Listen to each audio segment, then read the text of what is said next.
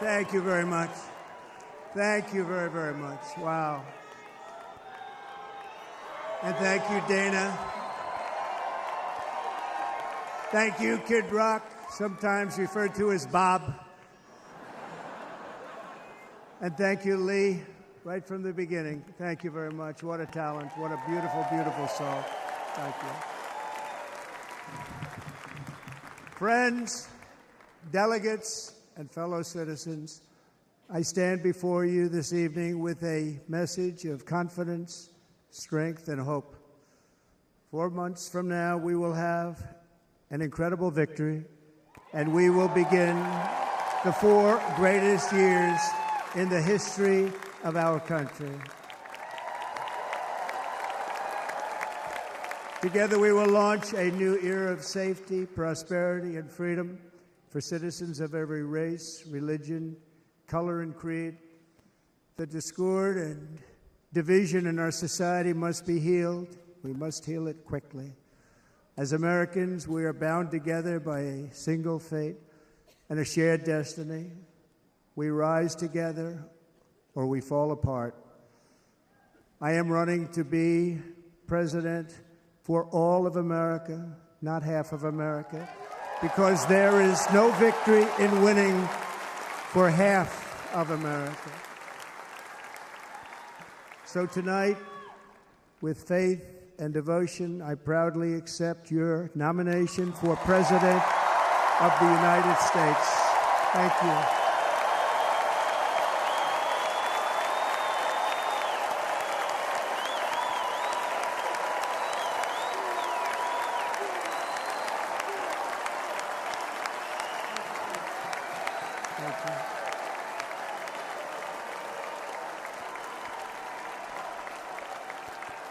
Thank you very much.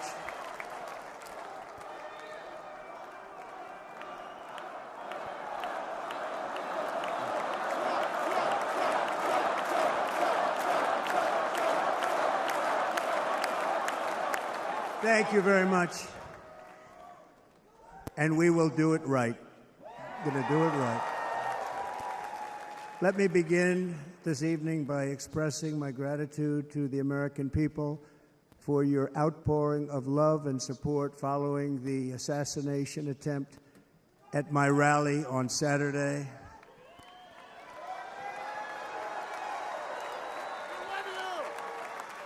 As you already know, the assassin's bullet came within a quarter of an inch of taking my life. So many people have asked me, what happened? Tell us what happened, please. And therefore, I will tell you exactly what happened, and you'll never hear it from me a second time because it's actually too painful to tell.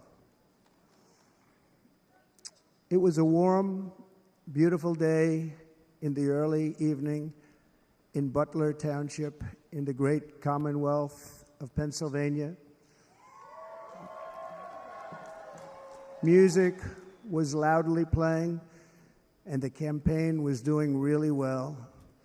I went to the stage, and the crowd was cheering wildly. Everybody was happy. I began speaking very strongly, powerfully, and happily because I was discussing the great job my administration did on immigration at the southern border. We were very proud of it.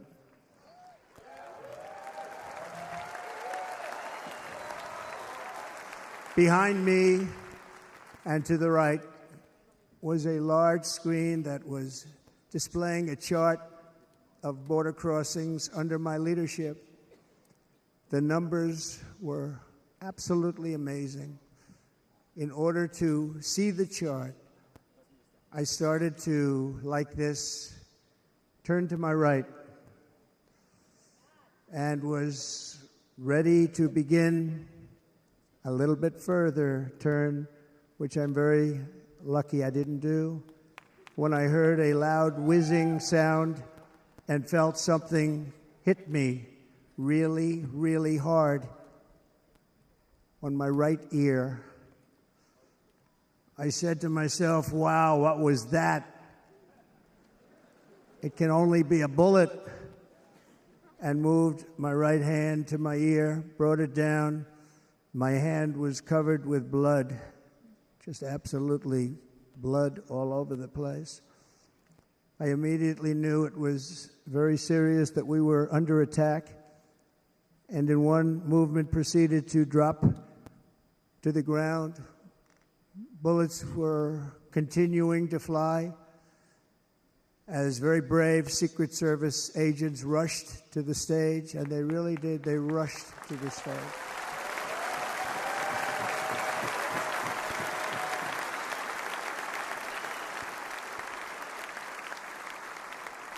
These are great people, at great risk, I will tell you, and pounced on top of me so that I would be protected. There was blood pouring everywhere, and yet, in a certain way, I felt very safe because I had God on my side. I felt that.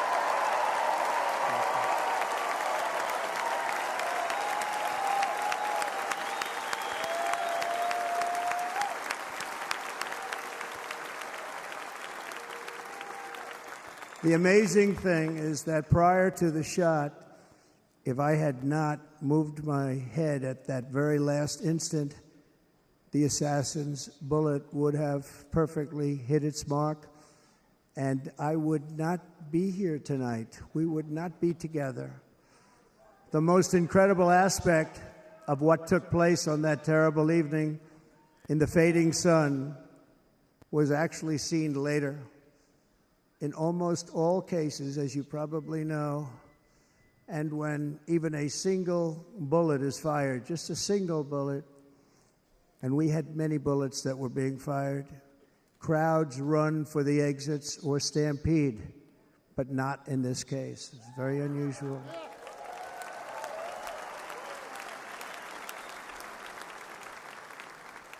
This massive crowd of tens of thousands of people stood by and didn't move an inch. In fact, many of them bravely but automatically stood up looking for where the sniper would be. They knew immediately it was a sniper, and then began pointing at him. You can see that if you look at the group behind me. That was just a small group compared to what was in front. Nobody ran, and by not stampeding, many lives were saved. But that isn't the reason that they didn't move. The reason is that they knew I was in very serious trouble. They saw it. They saw me go down. They saw the blood and thought, actually most did, that I was dead. They knew it was a shot to the head. They saw the blood. And there's an interesting statistic. The ears are the bloodiest part. If something happens with the ears, they bleed more than any other part of the body. For whatever reason, the doctors told me that. I said, why is there so much blood? He said, it's the ears. They bleed more. So we learned something, but they just, this beautiful crowd, they didn't want to leave me. They knew I was in trouble. They didn't want to leave me. And you can see that love written all over their faces. Incredible people. They're incredible people. Bullets were flying over us, yet I felt serene. But now the Secret Service agents were putting themselves in peril. They were in very dangerous territory. Bullets were flying right over them, missing them by a very small amount of inches. And then it all stopped. Our Secret Service sniper, from a much greater distance and with only one bullet used, took the assassin's life, took him out.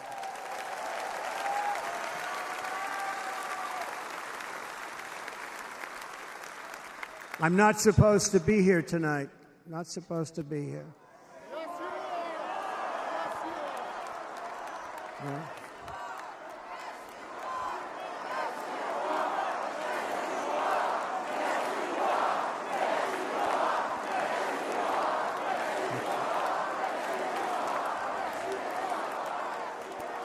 Thank you.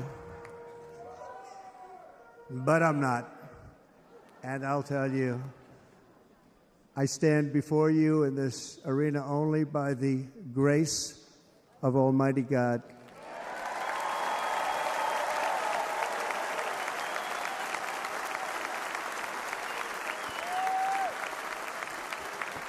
In watching the reports over the last few days, many people say it was a providential moment. Probably was. When I rose, surrounded by Secret Service, the crowd was confused because they thought I was dead, and there was great, great sorrow. I could see that on their faces as I looked out.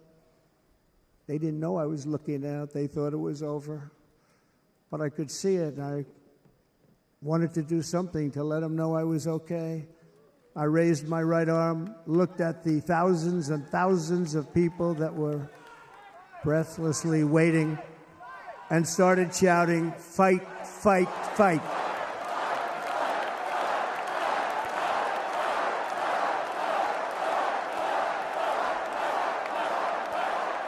Thank you. Once my clenched fist went up, and it was high into the air. You've all seen that. The crowd realized I was okay and roared with pride for our country like no crowd I have ever heard before. Never heard anything like it. For the rest of my life, I will be grateful for the love shown by that giant audience of patriots that stood bravely on that fateful evening in Pennsylvania. Tragically, the shooter claimed the life of one of our fellow Americans, Corey Comparator. Unbelievable person, everybody tells me. Unbelievable. And seriously wounded, two other great warriors. Spoke to them today. David Dutch and James Copenhaver. Two great people. I also spoke to all three families of these tremendous people. Our love and prayers are with them and always will be. We're never going to forget them. They came for a great rally. They were serious Trumpsters, I want to tell you. They were serious Trumpsters and still are. But Corey, unfortunately, we have to use the past tense. He was incredible. He was a highly respected former fire chief, respected by everybody. Was accompanied by his wife, Helen, incredible woman. I spoke to her today, devastated, and two precious daughters. He lost his life selflessly acting as a human shield to protect them from flying bullets. He went right over the top of them and was hit. What a fine man he was.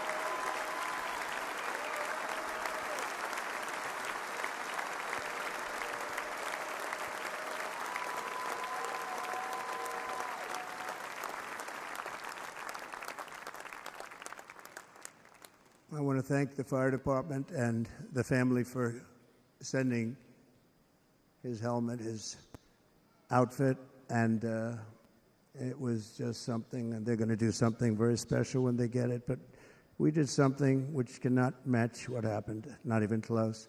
But I am very proud to say that over the past few days, we've raised $6.3 million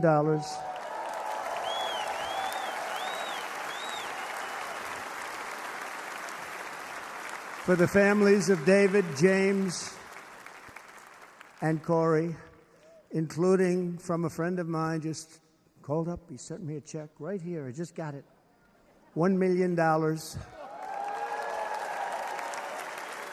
from Dan Newland. Thank you, Dan. And again, when speaking to the family, I told them, I said, well, I'm going to be sending you a lot of money, but it can't compensate. They all said the same thing. You're right, sir. We appreciate so much what you're doing, but nothing can take the place in the case of Corey. And the other two, by the way, they were very, very seriously injured, but now they're doing very well. They're going to be okay. They're going to be doing very well.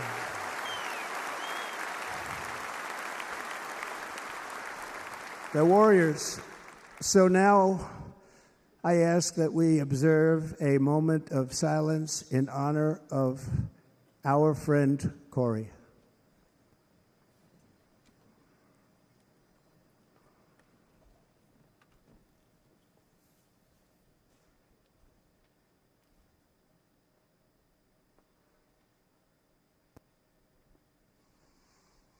There is no greater love than to lay down one's life for others. This is the spirit that forged America in her darkest hours, and this is the love that will lead America back to the summit of human achievement and greatness. This is what we need. Despite such a heinous attack, we unite this evening more determined than ever. I am more determined than ever, and so are you. So is everybody in this room.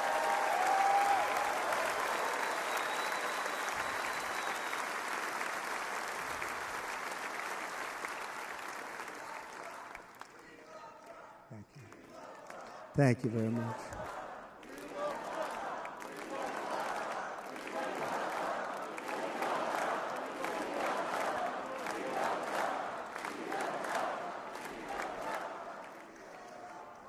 Our resolve is unbroken and our purpose is unchanged to deliver a government that serves the American people better than ever before.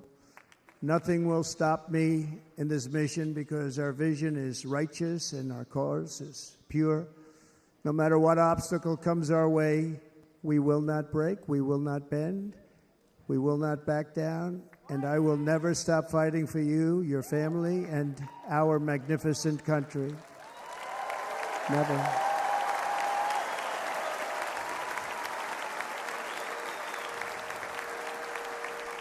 And everything I have to give with all of the energy and fight in my heart and soul, I pledge to our nation tonight. Thank you very much. I pledge that to our nation.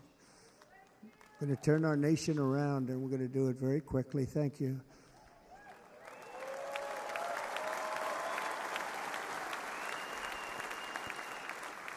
This election should be about the issues facing our country and how to make America successful, safe, free, and great again.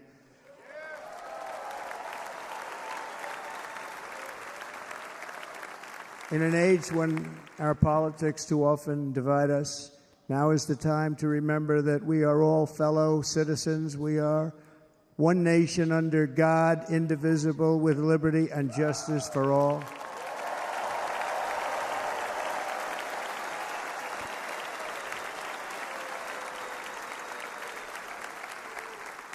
And we must not criminalize dissent or demonize political disagreement, which is what's been happening in our country lately at a level that nobody has ever seen before.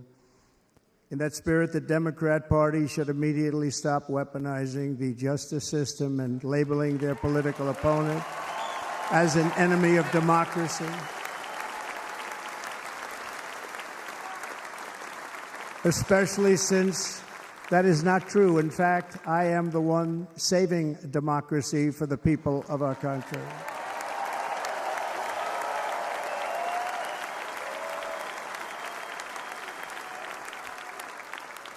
And very big news, as you probably just read, on Monday a major ruling was handed down from a highly respected federal judge in Florida, Eileen Cannon, finding that the prosecutor and the fake documents case against me were totally unconstitutional, and the entire case was thrown out of court. With all of that publicity, thrown out of court. If Democrats want to unify our country, they should drop these partisan witch hunts, which I have been going through for approximately 8 years. And they should do that without delay and allow an election to proceed that is worthy of our people. We're going to win it anyway, but worthy of our people.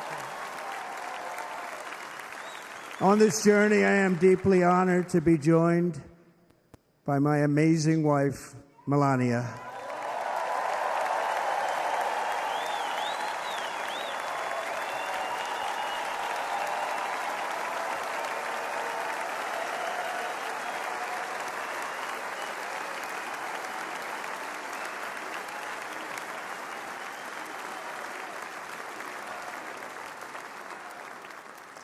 And Melania, thank you very much. You also did something really beautiful, a letter to America calling for national unity, and it really took the Republican Party by surprise. I will tell you, it was beautiful. In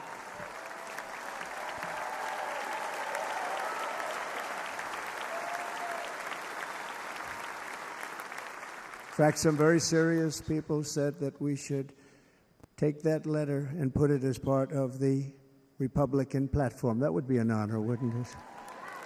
Right, Mr. Congressman? But it captivated so many, so I also want to thank my entire family for being here. Don, Kimberly, Ivanka and Jared, Eric and Lara, Tiffany and Michael, Barron. We love our Barron.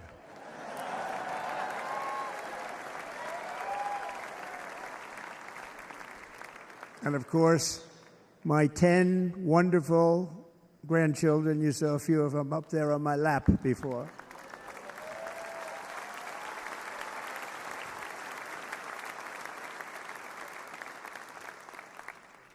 And how good was Dana? Was Dana good? I mean, was he good?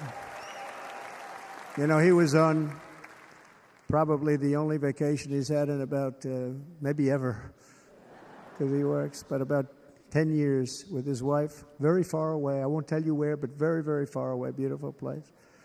And my people called, and he said, I won't be able to do it. This is many, many years. I promised my wife I can't do it. And they came in, they said, Dana won't be able to do it, because he was my first, second, and third choice. I said, well, that's too bad, but I understand he's away, and it's good. It's good for him. And that was it. About 30 minutes later, she came back in, sir, Dana just called. He's going to do it. And his wife, she said, you can't turn him down. You just can't do it. You have to go. That's a good wife.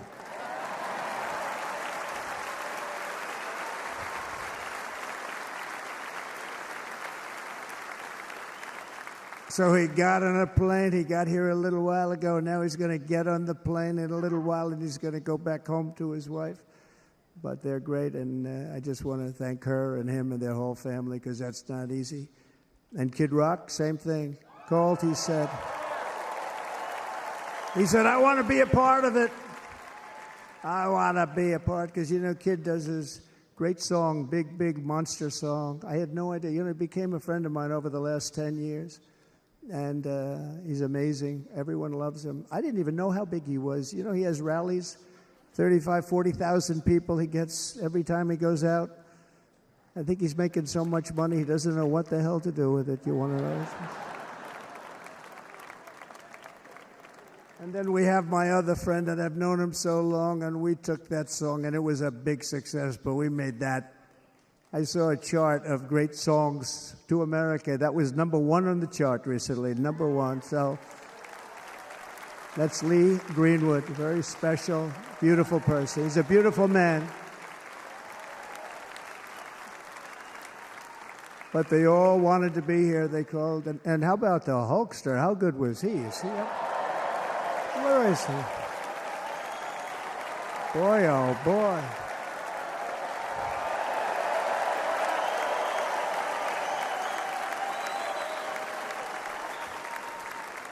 They may call that entertainment. I know about entertainment, but when he used to lift a 350-pound man over his shoulders and then bench press him 2 rows into the audience, I say, maybe entertainment, but he is one strong son of a gun. I will tell you, I watched it many times. There aren't a lot of entertainers that can do that, right? You were fantastic. Thank you very much. Followed by Eric. What was that all about? Boy, that was good. I didn't want to really come up here. But he was so great, and he's such a good young man. He went through a lot of trouble, and Don last night was incredible. They went through so much trouble. They got subpoenaed more than any people probably in the history of the United States. Every week they get another subpoena from the Democrats, crazy Nancy Pelosi, the whole thing, just boom, boom, boom. They've got to stop that because they're destroying our country. We have to work on making America great again, not on beating people. And we won. We beat them and all. We beat them on the impeachments. We beat them on indictments. We beat them. But the time that you have to spend, if they would devote that genius to helping our country, we'd have a much stronger and better country.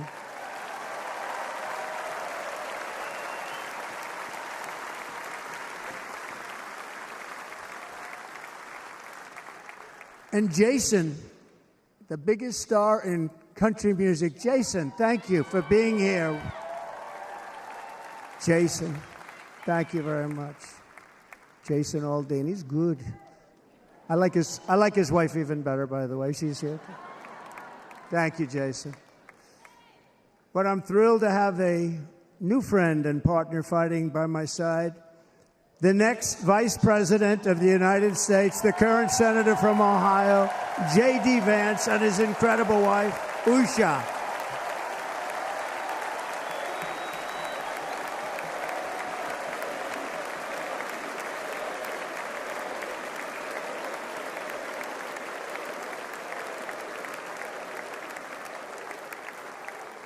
He's going to be a great Vice President. He's going to be great. He'll be with this country and with this movement, greatest movement in the history of our country, Make America Great Again. When they criticized it, they said, we're going to try and stop MAGA. I said, MAGA is Make America Great Again. What are you going to stop? There's nothing to stop. Then they say, oh, that's right. It's very tough to fight it. And all of the people that did try and fight it have failed. But he's going to be with us for a long time, and it was an honor to select him. Great, great student at Yale. His wife was a great student at Yale. They met at Yale. These are two smart people. So, J.D., you're going to be doing this for a long time. Enjoy the ride.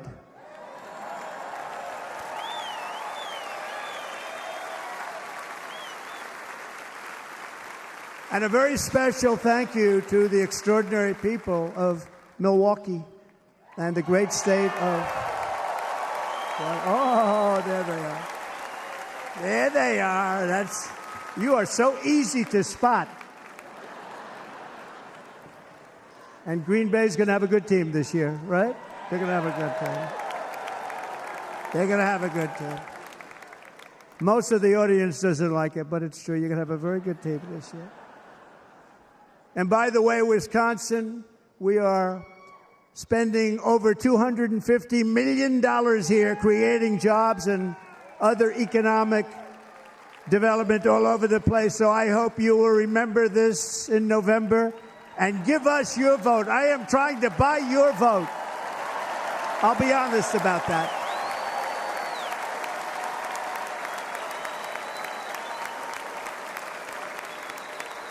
And I promise we will make Wisconsin great again. We're going to make it so. Thank you, Mr. Governor. Thank you very much. Thank you. I'm here tonight to lay out a vision for the whole nation. To every citizen, whether you're a young or old man or woman, Democrat, Republican, or independent, black or white, Asian or Hispanic, I extend to you a hand of loyalty and of friendship. Together we will lead America to new heights of greatness like the world has never seen before. We were right there in the first term. We got hit with COVID. We did a great job. Nobody knew what it was, but nobody's ever seen an economy pre-COVID. And then we handed over a stock market that was substantially higher than just prior to COVID. Coming in, did a great job. Never got credit for that. We got credit for the war and defeating ISIS and so many things, the great economy, the biggest tax cuts ever, the biggest regulation cuts ever, the creation of Space Force, the rebuilding of our military. We did so much. We did so much. Right to try. Right to try is a big deal. We got right to try. They were trying to get that for 52 years. Somebody's terminally ill, and hopefully there's nobody in this audience, but it does happen a lot. They're terminally ill and they can't use our new space-age drugs and other things that we are way ahead. We have the greatest doctors in the world, the greatest laboratories in the world, and you can't do it. They've been trying to get that approved for 52 years. Wasn't that easy? The insurance companies didn't want to do it. They didn't want the risk. The labs didn't want to do it because if it didn't work, people are pretty far down the line toward death. They didn't want to do it. The doctors didn't want to have it on their records, so I got everybody into an office. 52 years they tried. Sounds simple, but it's not. And I got them to agree that somebody that needs it will, instead of going to Asia or Europe or someplace, or if you have no money, going home and dying, just die.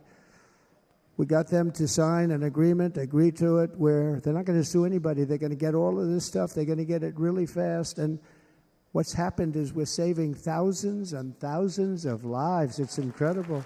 Right to try. It's a great feeling. Under our leadership, the United States will be respected again. No nation will question our power. No enemy will doubt our might. Our borders will be totally secure. Our economy will soar. We will return law and order to our streets, patriotism to our schools, and importantly, we will restore peace, stability, and harmony all throughout the world. But to achieve this future, we must first rescue our nation from failed and even incompetent leadership. We have totally incompetent leadership. This will be the most important election in the history of our country. Under the current administration, we are indeed a nation in decline.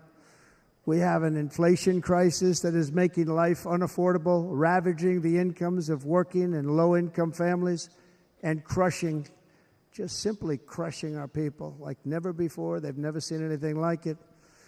We also have an illegal immigration crisis, and it's taking place right now as we sit here in this beautiful arena.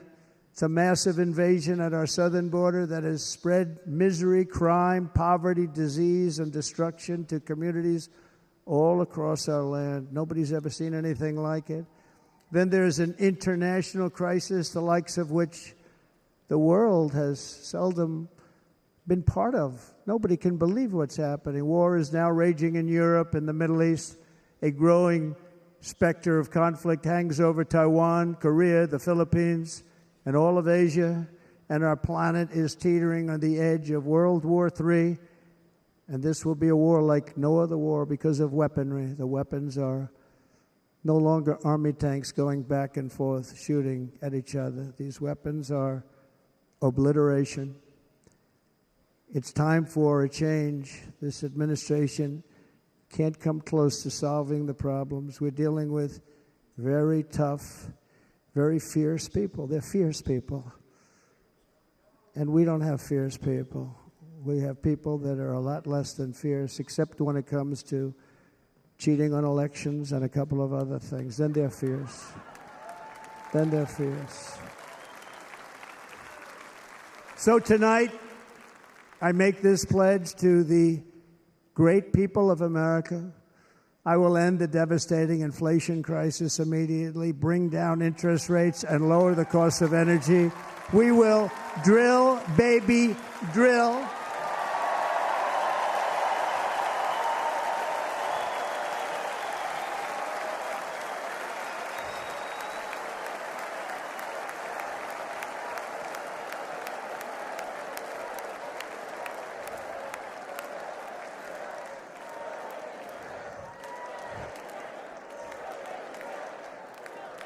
Can you believe what they're doing? But by doing that, we will lead a large-scale decline in prices. Prices will start to come down. Energy raised it. They took our energy policies and destroyed them. Then they immediately went back to them, but by that time, So much was lost. But we will do it at levels that nobody's ever seen before. And we'll end lots of different things. We'll start paying off debt and start lowering taxes even further. We gave you the largest tax cut. We'll do it more. You know, people don't realize I brought taxes way down, way down, and yet we took in more revenues the following year than we did when the tax rate was much higher. Most people said, how did you do that? Because it was incentive. Everybody was coming to the country. They were bringing back billions and billions of dollars into our country. The companies made it impossible to bring it back. The tax rate was too high, and the legal complications were far too great. I changed both of them, and hundreds of billions of dollars by Apple and so many other companies were brought back into our nation, and we had an economy the likes of which no nation had ever seen. China, we were beating them at levels that were incredible. And they know it. They know it. We'll do it again, but we'll do it even better. I will end the illegal immigration crisis by closing our border and finishing the wall, most of which I've already built.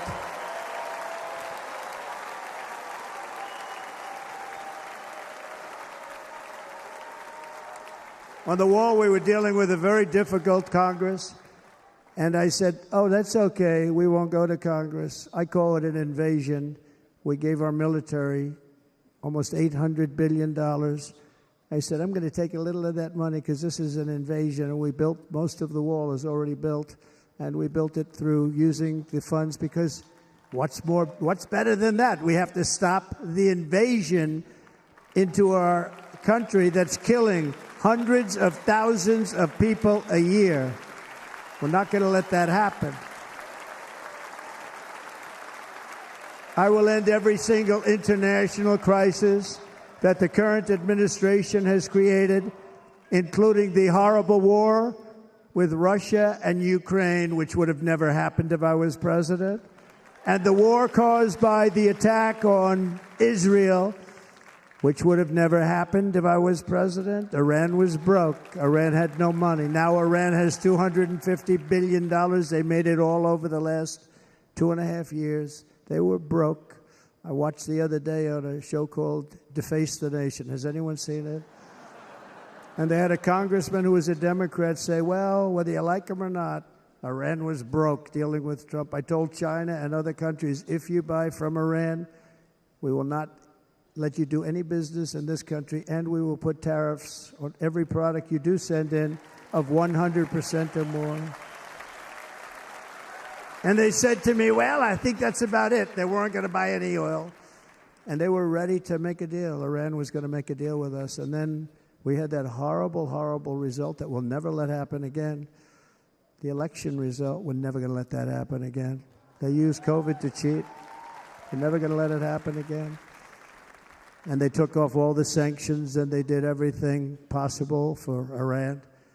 And now Iran is very close to having a nuclear weapon, which would have never happened. This is a shame what this administration, the damage that this administration has done. And I say it often, if you took the 10 worst presidents in the history of the United States, think of it, the 10 worst, added them up, they will not have done the damage that Biden has done. Only going to use the term once. Biden. I'm not going to use the name anymore, just one time. The damage that he's done to this country is unthinkable. It's unthinkable. Together we will restore vision, strength, competence, and we're going to have a thing called common sense making most of our decisions, actually. It's all common sense. Just a few short years ago, under my presidency, we had the most secure border and best economy in the history of our country, in the history of the world. We had the greatest economy in the history of the world. We had never done anything like it. We were beating every country, including China, by leaps and bounds. Nobody had seen anything like it. We had no inflation. Soaring incomes were going. Nobody can believe it. You can't believe what happened 4 years ago is happening now in reverse. And the world was at peace. Inflation has been a killer for our country. No matter what you make it doesn't matter because inflation is eating you alive. People that were putting away money, they were making great wages, the highest they've ever made, but they were putting away a lot of money. Now they are just being destroyed. They're not putting away anything. They're barely living. They're going into savings accounts. They're taking out their money to live because of inflation. Inflation, remember, it's called a country buster. You can go back to Germany from 100 years ago. You can go back to any country that suffered great inflation. And we've suffered the worst inflation we've ever had. But go back and see what's happened to those countries. We've had the worst inflation we've ever had under this person. But in less than 4 years, our opponents have turned incredible success into unparalleled tragedy and failure. It's been a tremendous failure. Today, our cities are flooded with illegal aliens. Americans are being squeezed out of the labor force and their jobs are taken. And by the way, you know who's taking the jobs that are created? 107% of those jobs are taken by illegal aliens. And you know who's being hurt the most by millions of people pouring into our country? The black population and the Hispanic population, because they're taking the jobs from our black population, our Hispanic population, and they're also taking them from unions. The unions are suffering because of it. Thank you. Thank you. I like you too. Thank you very much.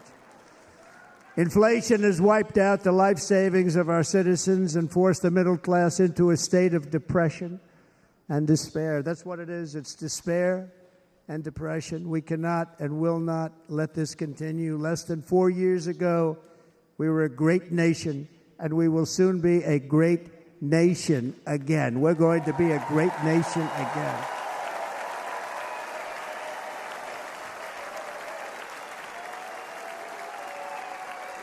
Thank you. With proper leadership, every disaster we are now enduring will be fixed, and it will be fixed very, very quickly. So tonight, whether you've supported me in the past or not, I hope you will support me in the future, because I will bring back the American dream. That's what we're going to do. You don't even hear about the American dream anymore. With great humility, I am asking you to be excited about the future of our country. Be excited. Be excited.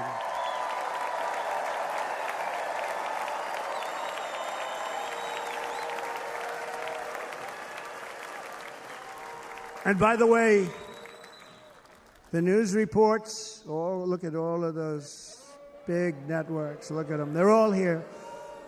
But every one of them has said this could be the most organized, best run, and most enthusiastic convention of either party that they have ever seen. Every single one.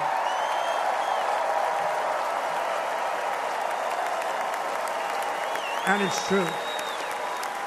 It's true. And there's love in the room. There's great love in the room.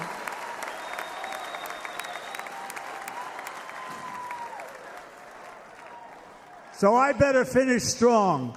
Otherwise, we'll blow it, and we can't let that happen. Now, this was great. All of the great people that spoke, and everybody hit a home run. I mean, there's not one that I can think of where I said, oh, gee, that wasn't great. Every single person. I refuse to be the only one. Don't do that to me. They're already getting ready. See, I gave them an idea. Now, this was a great convention. This was, I think we're actually going to go home and miss it. You know, usually with a first of all, look at these crowds. You'd never have this at a convention. Look at these crowds.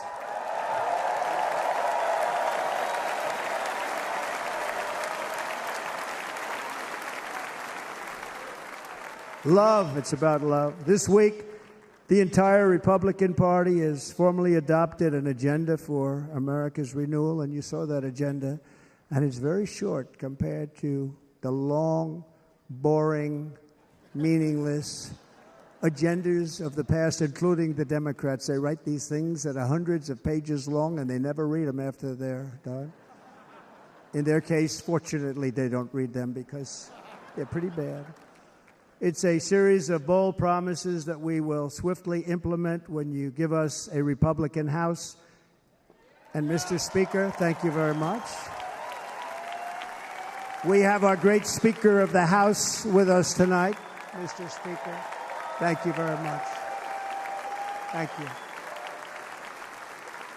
A Republican Senate, we have many senators here, and send me back to our beautiful White House just a few short months from now. We're talking about just months. It can't come fast enough. We have to get it done. First, we must get economic relief to our citizens. Starting on day one, we will drive down prices and make America affordable again. We have to make it affordable. It's not affordable. People can't live like this. Under this administration, our current administration, groceries are up 57%, gasoline is up 60 and 70%, mortgage rates have quadrupled. And the fact is, it doesn't matter what they are because you can't get the money anyway. You can't buy houses. Young people can't get any financing to buy a house. The total household costs have increased an average of $28,000 per family under this administration.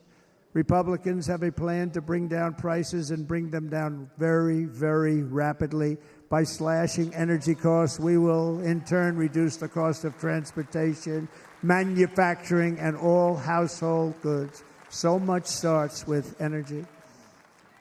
And remember, we have more liquid gold under our feet than any other country by far. We are a nation that has the opportunity to make an absolute fortune with its energy. We have it, and China doesn't.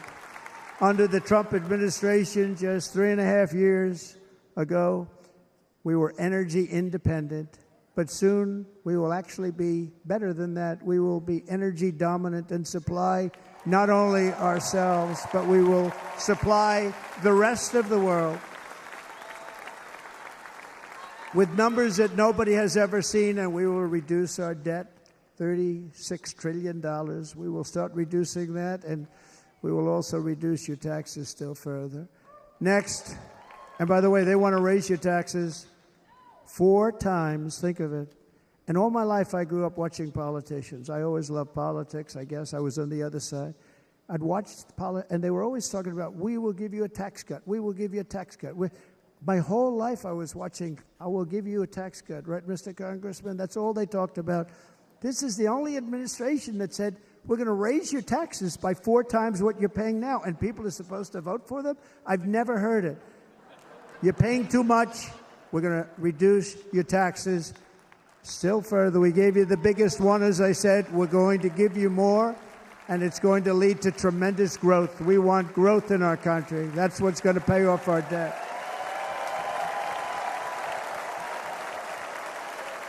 And next, we will end the ridiculous and actually incredible waste of taxpayer dollars that is fueling the inflation crisis. They've spent trillions of dollars on things having to do with the Green New Scam. It's a scam. And that's caused tremendous inflationary pressures in addition to the cost of energy.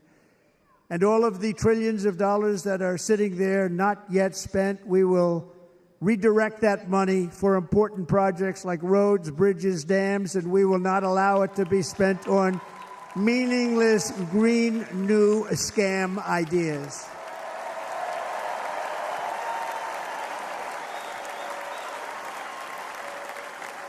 And I will end the electric vehicle mandate on day one.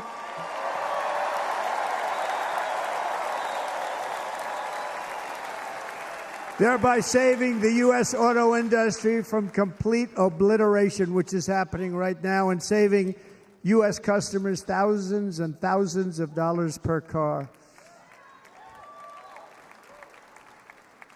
And right now, as we speak, large factories just started are being built across the border in Mexico. So with all the other things happening on our border, and they're being built by China to make cars and to sell them into our country, no tax, no anything. The United Auto Workers ought to be ashamed for allowing this to happen. And the leader of the United Auto Workers should be fired immediately. And every single auto worker, union and non-union, should be voting for Donald Trump, because we're going to bring back car manufacturing, and we're going to bring it back fast.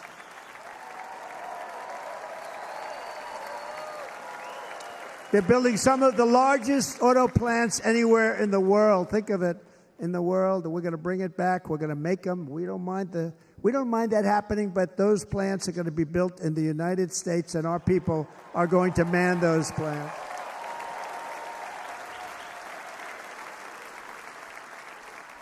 And if they don't agree with us, we'll put a tariff of approximately 100 to 200% on each car, and they will be unsellable in the United States. We have long been taken advantage of by other countries. And think of it, oftentimes these other countries are considered so-called allies. They've taken advantage of us for years. We lose jobs, we lose revenue, and they gain everything and wipe out our businesses, wipe out our people. I stopped it for 4 years. I stopped it, and we're really ready to make changes like nobody had seen before. And remember, USMCA, I got rid of NAFTA, the worst trade deal ever made, and replaced it with USMCA, which is, they say, the best trade deal ever made. Actually, probably the best trade deal was the deal I made with China, where they buy $50 billion worth of our product. They were buying nothing. They buy $50 billion worth. They had to. But I don't even talk about it because of COVID. I don't even mention it, frankly, because of what happened with the China virus.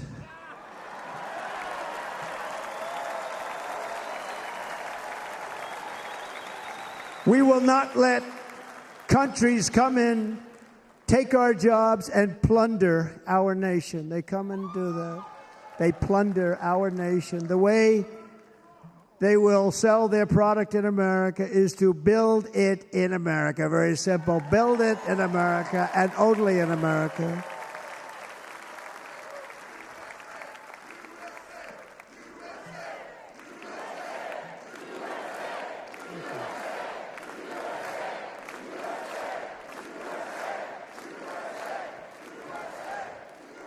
And this very simple formula, and Congress has to go along with us, and they will.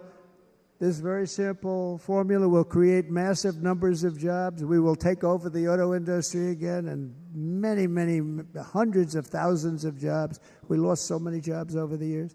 If you go back 20, 25 years, they've stolen, going to China and Mexico, about 68% of our auto industry manufacturing jobs. We're going to get them all back. We're going to get them all back, every one of them. At the center of our plan for economic relief are massive tax cuts for workers that include something else that's turned out to be very popular, actually. Here it's very popular in this building and all those hotels that I saw that are so nice. I'm staying in a nice one. It's called no tax on tips. No tax on tips. No tax on tips.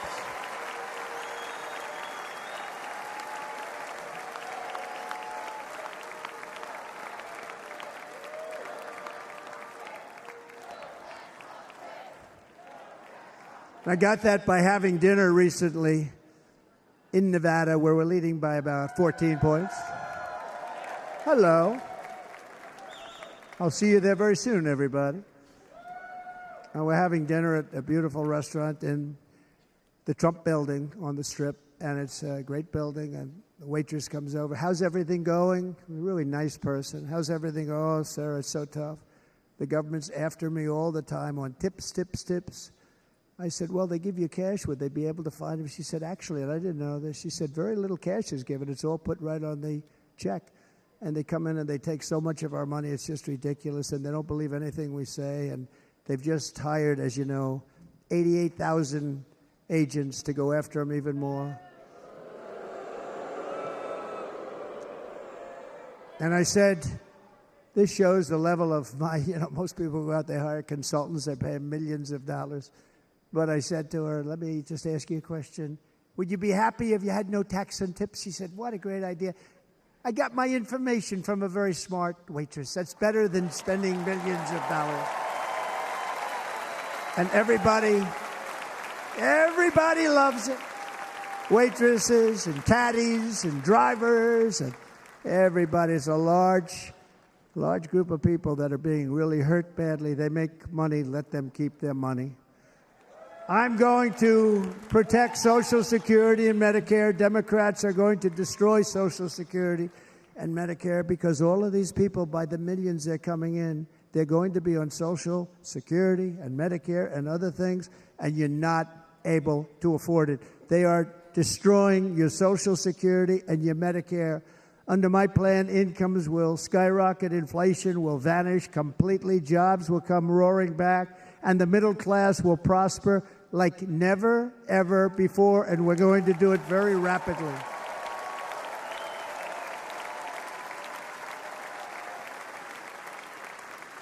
But no hope or dream we have for America can succeed unless we stop the illegal immigrant invasion, the worst that's ever been seen anywhere in the world. There's never been an invasion like this anywhere. Third world countries would fight with sticks and stones not to let this happen.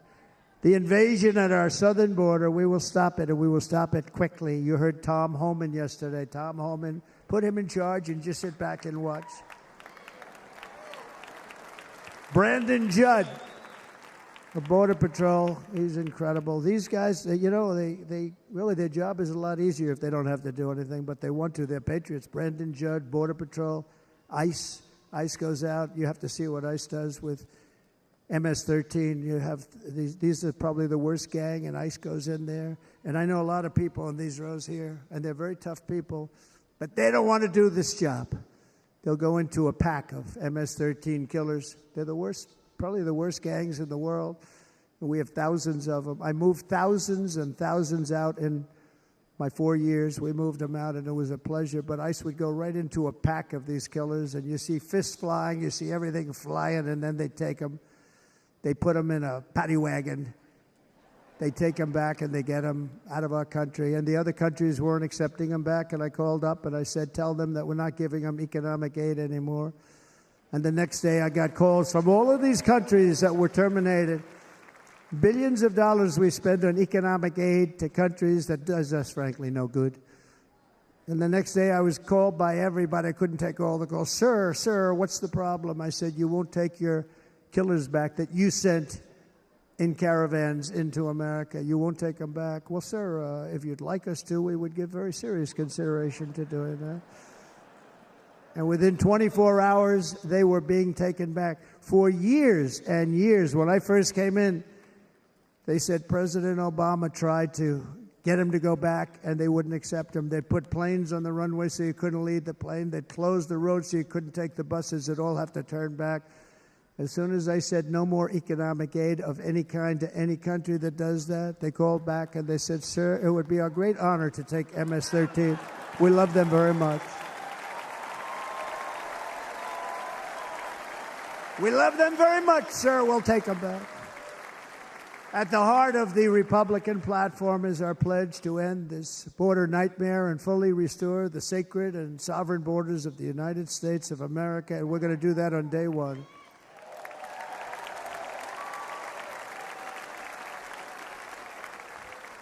That means two things on day one, right?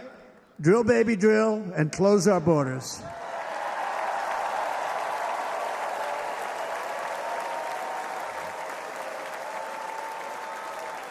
And by the way, and I think everybody as a Republican, as a patriot in this room, and most Democrats, we want people to come into our country, but they have to come into our country legally. Legally. Less than 4 years ago, I handed this administration the strongest border in American history. But you can see on the chart that saved my life, that was the chart that saved my life. I said, look it, I'm so proud of it. I think it's one of the greatest. It was done by the Border Patrol, one of the greatest charts I've ever seen. It showed everything just like that. You know the chart. Oh, there it is. That's pretty good. Wow. Last time I put up that chart, I never really got to look at it. But without that chart, I would not be here today.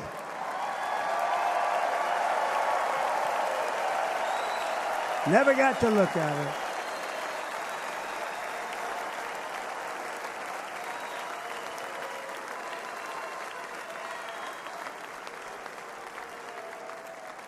I said, you got to see this chart. I was so proud of it. And by the time I got to there, I never got to see it that day. But I'm seeing it now, and I was very proud. If you look at the arrow on the bottom, that's the lowest level, the one on the bottom, heavy red arrow. That's the lowest level of illegal immigrants ever to come into our country in recorded history, right there. Right there. And that was my last week in office. And then you see what happened after I left. Look at the rest. And if you go out a little bit further, it's getting to be a little bit old, but I love it anyway, right?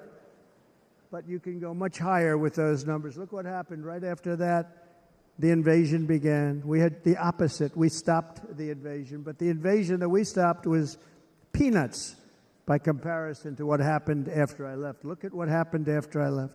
They took over our country. We ended all catch and release. We shut down asylum fraud. We stopped human trafficking and forged historic agreements to keep illegal aliens on foreign soil. We want them to stay on their soil. Under the Trump administration, if you came in illegally, you were apprehended immediately and you were deported. You went right back.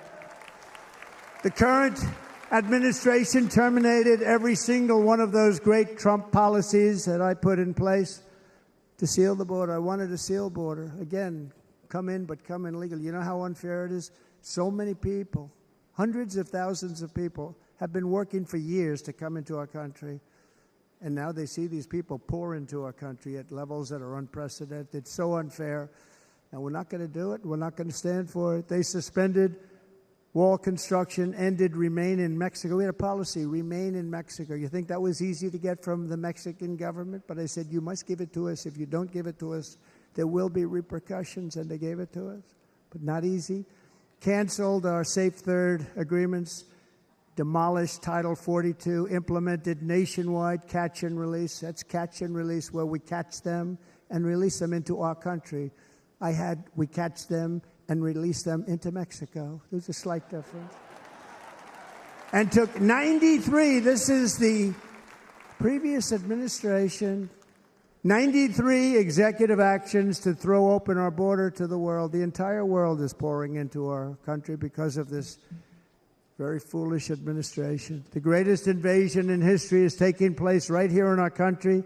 They are coming in from every corner of the earth, not just from South America, but from Africa, Asia, the Middle East. They're coming from everywhere. They're coming at levels that we've never seen before. It is an invasion indeed, and this administration does absolutely nothing to stop them.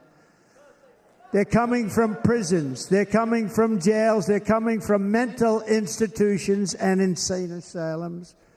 The press is always on me because I say this. Has anyone seen Silence of the Lambs?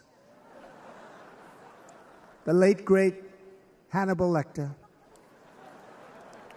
He'd love to have you for dinner. That's insane asylums. They're emptying out their insane asylums. And terrorists are coming in at numbers that we've never seen before. Bad things are going to happen. Meanwhile, our crime rate is going up, while crime statistics all over the world are going down, because they're taking their criminals and they're putting them into our country. A certain country, and I happen to like the president of that country very much, but he's been getting great publicity because he's a wonderful shepherd of the country. He says how well the country's doing because their crime rate is down. And he said he's training all of these rough people. They're rough. He's training them. And I've been reading about this for 2 years. I think, oh, that's wonderful. Let's take a look at it. But then I realized he's not training them. He's sending all of his criminals, his drug dealers, his people that are in jails, he's sending them all to the United States. And he's different in that he doesn't say that. He's trying to convince everybody what a wonderful job he does in running the country. Well, he doesn't do a wonderful job. And by the way, if I ran one of the countries, many countries from all over, I would be worse than any of them. I would have had the place totally emptied out already.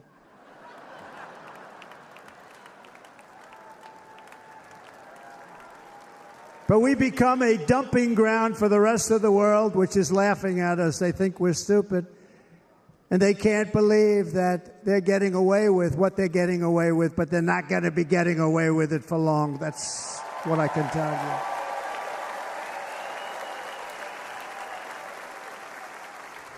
you. In Venezuela, Caracas, high crime.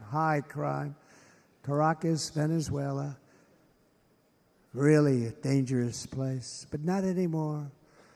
Because in Venezuela, crime is down 72%. In fact, if they would ever win this election, I hate to even say that, we will have our next Republican convention in Venezuela because it will be safe.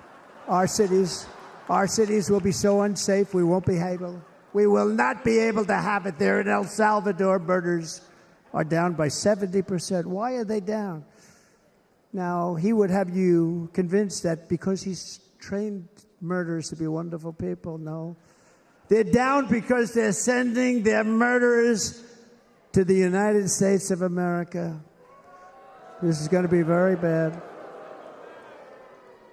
And bad things are going to happen, and you're seeing it happen all the time. That's why, to keep our families safe, the Republican platform promises to launch the largest deportation operation in the history of our country. Even larger than that of President Dwight D. Eisenhower from many years ago. You know, he was a moderate, but he believed very strongly in borders. He had the largest deportation operation we've ever had. Just recently, I spoke to the grieving mother of Jocelyn Nungary, a wonderful woman, a precious 12-year-old girl from Houston who last month was tied up, assaulted, and strangled to death after walking to the convenience store just a block away from her house. Her body was dumped near the side of the road in a shallow creek, found by some onlookers who couldn't believe what they had witnessed. Charged with Jocelyn's heinous murder are 2 illegal aliens from Venezuela who came across our border, were in custody, and were then released into the country by this horrible, horrible administration that we have right now. I also met recently with the heartbroken mother and sister of Rachel Morin.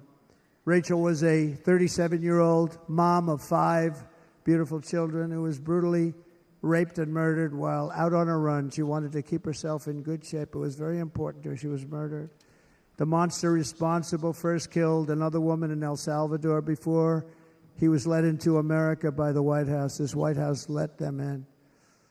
He then attacked a 9-year-old girl and her mother in a home invasion in Los Angeles before murdering Rachel in Maryland. Traveled all throughout the country, doing tremendous damage. Rachel's mother will never be the same. I spent time with her. She will never be the same. I've also met with the wonderful family of Laken Riley, the brilliant 22-year-old nursing student. She was so proud of being first in her class, who was out for a jog on the campus of the University of Georgia when she was assaulted, beaten, and horrifically killed. Yet another American life was stolen by a criminal alien set free by this administration. And these were incredible people we're talking about. These were incredible people who died. Tonight, America, this is my vow. I will not let these killers and criminals into our country.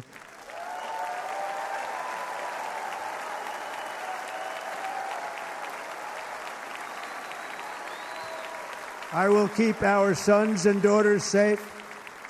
As we bring security to our streets, we will help bring stability to the world.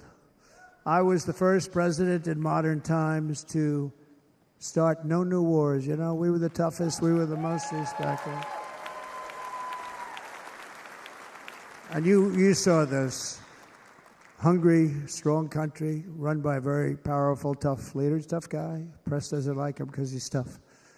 And he came out recently. They were asking him at an interview, the whole world is exploding. What's happening? What's going on? Viktor Orban, Prime Minister of Hungary, very tough man. He said, I don't want people coming into my country and blowing up our shopping centers and killing people. But they said to him, tell us what's going wrong, what's happening, what is it?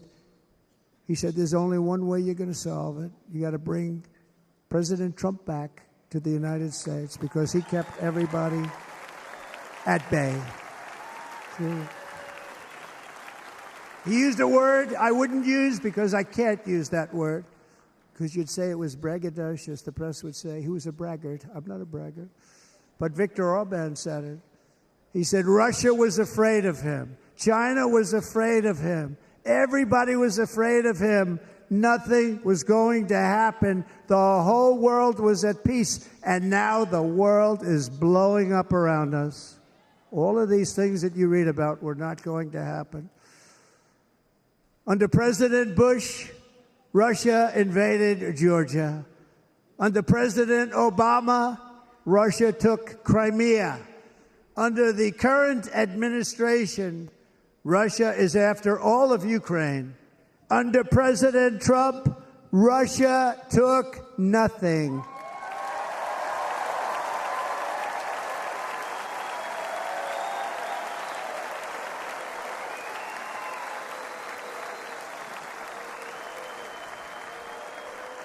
We defeated 100% of ISIS in Syria and Iraq, something that was said to take 5 years, sir. It'll take 5 years, sir.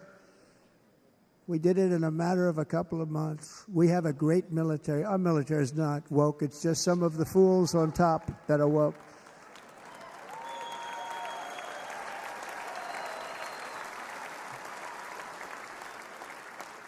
I got along very well. North Korea, Kim Jong-un, I got along very well with him. The press hated when I said that. How could you get along with him? Well, you know, it's nice to get along with somebody who has a lot of nuclear weapons or otherwise, isn't it?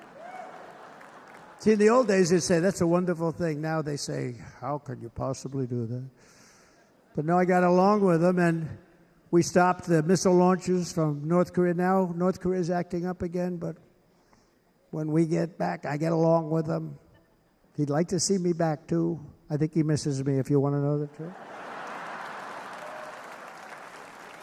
Our opponents inherited a world at peace and turned it into a planet of war. We're in a planet of war. Look at that attack on Israel. Look at what's happening with Ukraine. The cities are just bombed out. How can people live like that where buildings, massive buildings, are falling to the ground? It began to unravel with the disastrous withdrawal from Afghanistan, the worst humiliation in the history of our country. We have never had a humiliation like that. 13 heroic U.S. service members were tragically and needlessly killed. 45 others were horrifically wounded. Nobody ever talks about them. No arms, no legs, face explosions, horrifically wounded. And by the way, we have a man in this room who's running for the U.S. Senate from a great state, Nevada, named Sam Brown, who paid the ultimate price. Thank you, Sam. Thank you, Sam. Thank you. He paid the biggest price probably ever paid by anybody that is running for office, and I think he's going to do great. He's running against a person that is not good, not respected, a total lightweight. But Sam, I think, paid, really, we were talking about it with some of the senators that are working so hard for Sam, but he paid the biggest price of any senator ever to run for the Senate. I don't think anybody's ever what he did. He was a real hero, a really great person. And he's running, and I hope that everybody gets out and votes for Sam Brown.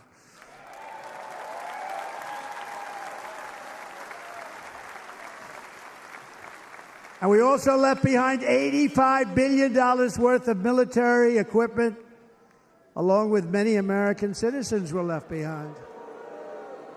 Many, many American citizens, emboldened by that disaster. Russia invaded Ukraine. They saw this group of people that were incompetent. We took the soldiers out first. No, we're going to take the soldiers out second. If they would have followed my plan, we had a great plan. But the plan only kicked in if they did everything perfectly. And they weren't doing things perfectly, so we said it doesn't kick in. You know, 18 months in Afghanistan, we didn't have one, so they were killing them left and right, snipers. And I spoke to the head of the Taliban. You've heard this story. Abdul, still there, still the head of the Taliban. The press got on me. Why would you speak to him? I said, because that's where the killing is. I don't have to speak to somebody that has nothing to do with it. And I told him, don't ever do that. Don't ever do that again. Don't ever, ever do that again. You've got to stop.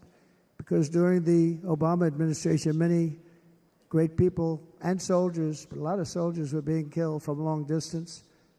I said, if you keep doing that, you're going to be hit harder than anybody's ever been hit by a country before.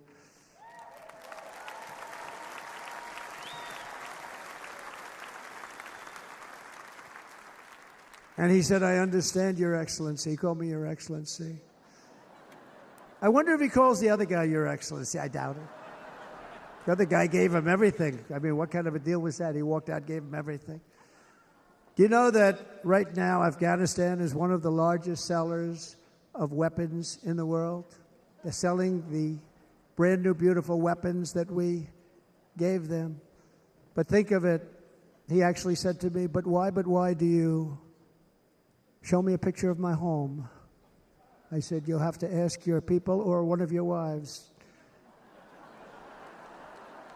But he could figure it out. And for 18 months, we had not one attack on an American soldier by the Taliban.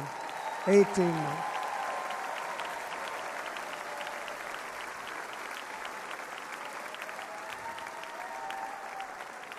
And then we had that horrible day where soldiers were killed. I was not there because of a ridiculous election. But we had that horrible attack. And they also gave up Bagram, one of the biggest bases anywhere in the world, air bases anywhere in the world, the longest runways, most powerful, hardened, thickened runways. We gave it up. And I liked it not because of Afghanistan. I liked it because of China. It's 1 hour away from where China makes their nuclear weapons. And you know who has it now? China has it now. We were keeping that. And now China is likewise circling Taiwan, and Russian warships and nuclear submarines are operating 60 miles off the coast in Cuba. Do you know that? No, the press refuses to write about it. If that were me running this country and we had nuclear submarines in Cuba, I will tell you that headlines every day would be, what's wrong with our president? You don't even hear this. You're not hearing about this. Russia has nuclear submarines and warships 60 miles away, Mr. Congressman, from Miami, by the way, happens to be here. Correct? In Cuba.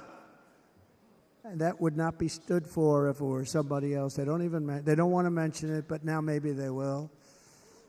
And the entire world, I tell you this, we want our hostages back, and they better be back before I assume office, or you will be paying a very big price.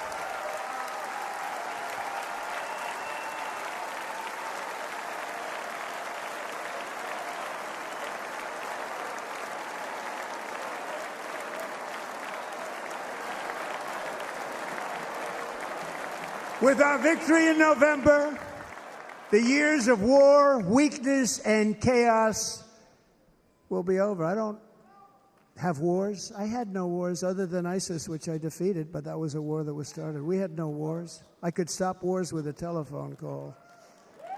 I could stop wars with just a telephone call. If properly stated, it would never start. We will replenish our military and build an Iron Dome missile defense system to ensure that no enemy can strike our homeland. And this great Iron Dome will be built entirely in the USA. We're going to build it in the USA. And Wisconsin,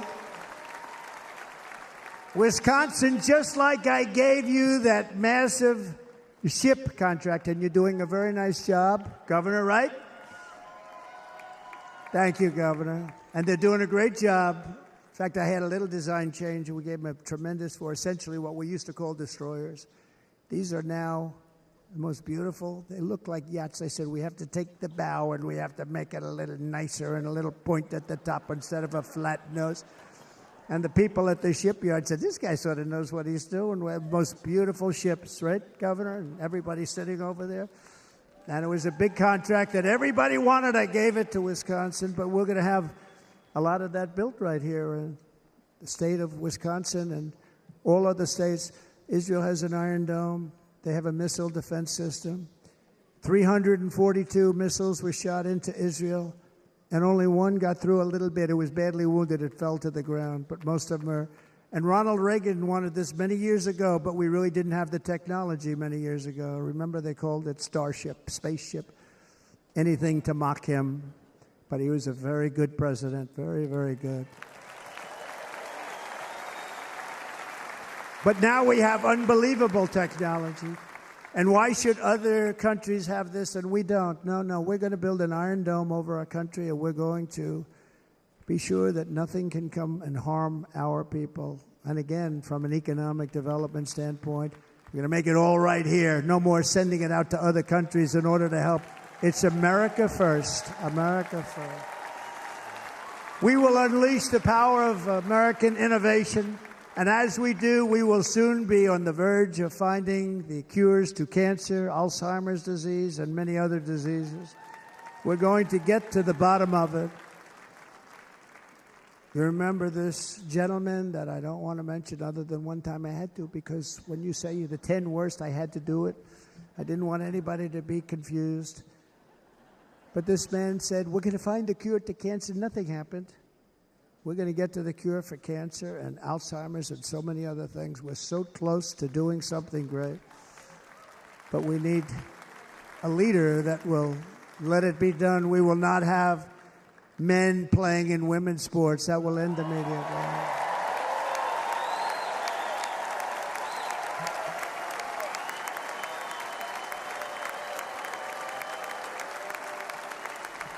And we will restore and renovate our nation's once great cities, making them safe, clean, and beautiful again. And that includes our nation's capital, which is a horrible killing field. So many things. They leave from Wisconsin. They go to look at the Washington Monument. They end up getting stabbed, killed, or shot. We will be very soon very proud of our capital, again, Washington, D.C.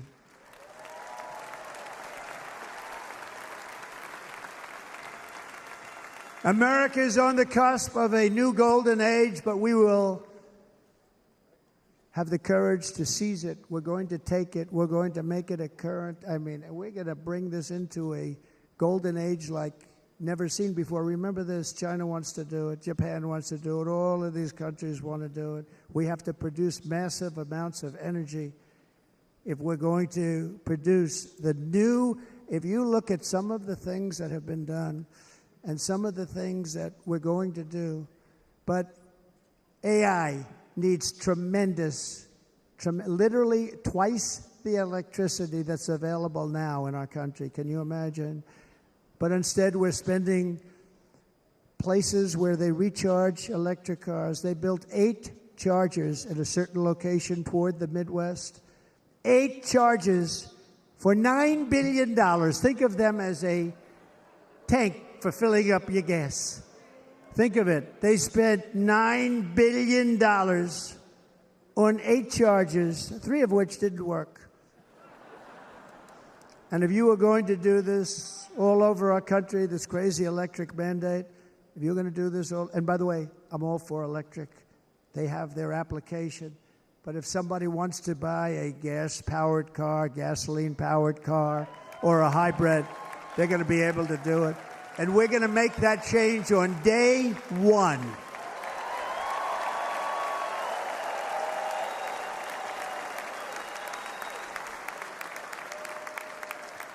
So to conclude, just a few short days ago, my journey with you nearly ended. We know that.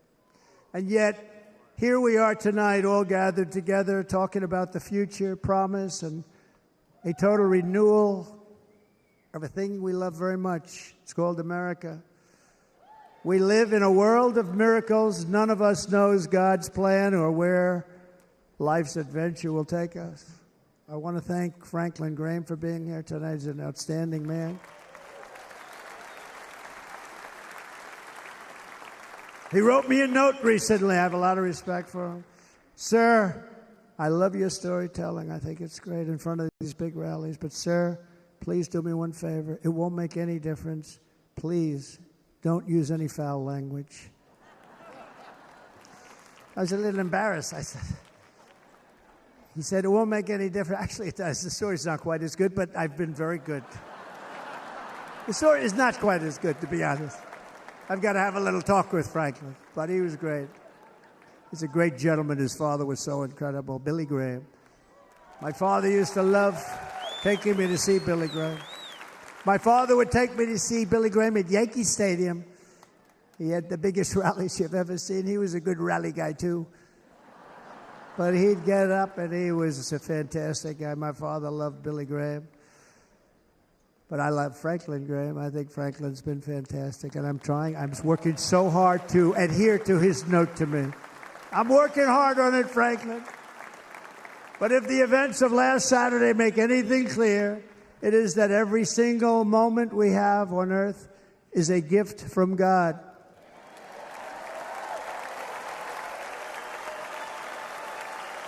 We have to make the most of every day for the people and for the country that we love. The attacker in Pennsylvania wanted to stop our movement, but the truth is the movement has never been about me. It has always been about you. It's your movement. It's the biggest movement in the history of our country by far. Can't be stopped. It can't be stopped. It has always been about the hardworking, patriotic citizens of America. For too long, our nation has settled for too little. We settled for too little. We've given everything to other nations, to other people. You have been told to lower your expectations and to accept less for your families. I am here tonight with the opposite message. Your expectations are not big enough. They're not big enough. It is time to start expecting and demanding the best leadership in the world, leadership that is bold, dynamic, relentless, and fearless. We can do that. We are Americans. Ambition is our heritage. Greatness is our birthright. But as long as our energies are spent fighting each other, our destiny will remain out of reach, and that's not acceptable. We must instead take that energy and use it to realize our country's true potential and write our own thrilling chapter of the American story. We can do it together. We will unite. We are going to come together, and success will bring us together.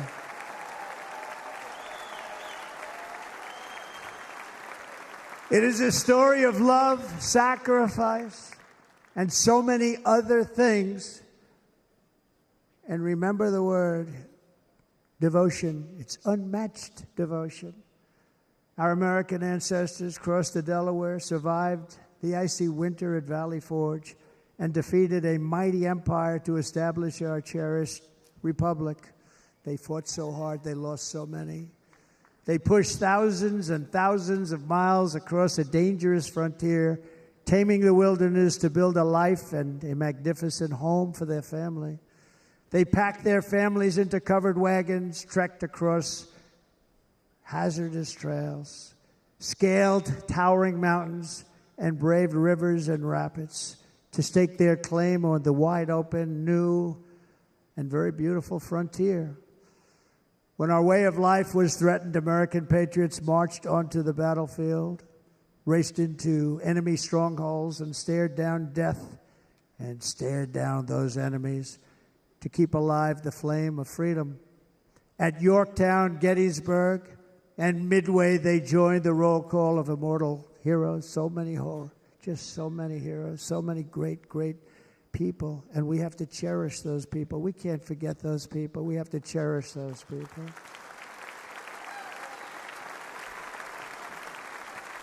And building monuments to those great people is a good thing, not a bad thing. They saved our country. No challenge was too much. No hardship was too great. No enemy was too fierce. Together, these patriots soldiered on and endured, and they prevailed because they had faith in each other, faith in their country, and above all, they had faith in their God.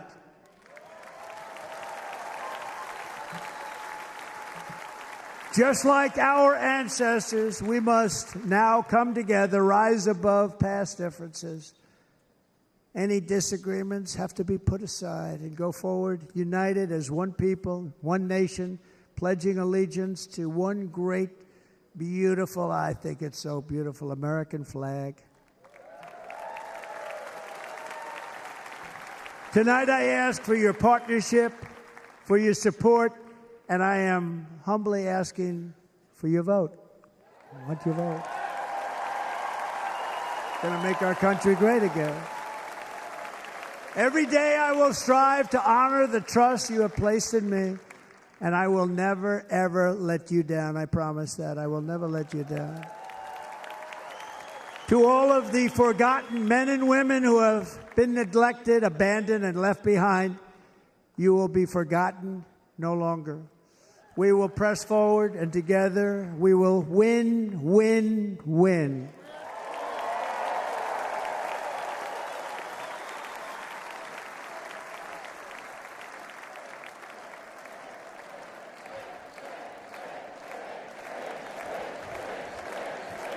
Win, win, win, win, win, win. Nothing will sway us, nothing will slow us, and no one will ever stop us. No matter what dangers come our way, no matter what obstacles lie in our path, we will keep striving toward our shared and glorious destiny, and we will not fail. We will not fail. Together we will save this country, we will restore the republic, and we will usher in the rich and wonderful tomorrows that our people so truly deserve.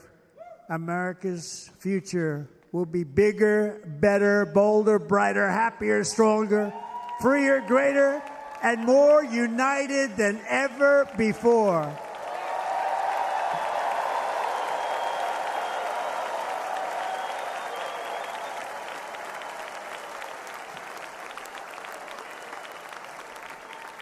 And quite simply put, we will very quickly make America great again. Thank you very much. Thank you very much, Wisconsin. God bless you. God bless you, Wisconsin, and God bless the United States of America, our great country. Thank you very much, everybody. Thank you.